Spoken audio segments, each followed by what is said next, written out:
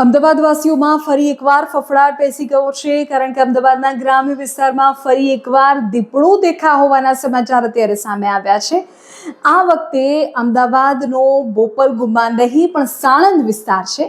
સાણંદની આસપાસના વિસ્તારોમાં ફરી એકવાર ત્યાંથી સમાચાર મળી રહ્યા છે કે ત્યાં દીપડો દેખાયો છે।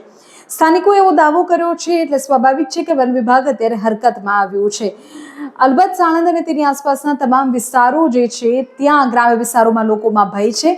માહિતી એવી મળી રહી છે કે ત્યાંના મોટી દેવતી ગામે વન વિભાગે અત્યારે તકેદારી રૂપે પાંજરું ગોઠવી દીધું છે અને સાણંદથી 12 કિલોમીટર દૂર છે કડી વિરમગામ રોડ તરફ પણ દીપડાના પગલા જોવા મળ્યા છે।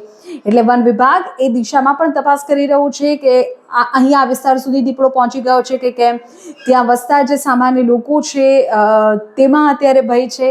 વન વિભાગ અત્યારે તમામ સંભવિત તપાસ કરી રહ્યું છે અને વહેલામાં વહેલી તકે ત્યાં જો દીપડો મળી આવે તો તેને પાંજરે પૂરવાની કવાયત પણ હાથ ધરવામાં આવી છે કે જેથી સ્થાનિક લોકોનો ભય ઓછો થાય અને લોકો પોતાનું જીવન છે તે પૂર્વવત જીવી શકે। અત્યારે તો સાણંદથી મોટા સમાચાર કે જ્યાં ફરી દીપડો દેખા હોવાનો સ્થાનિકોનું દાવું, વન વિભાગ હરકતમાં।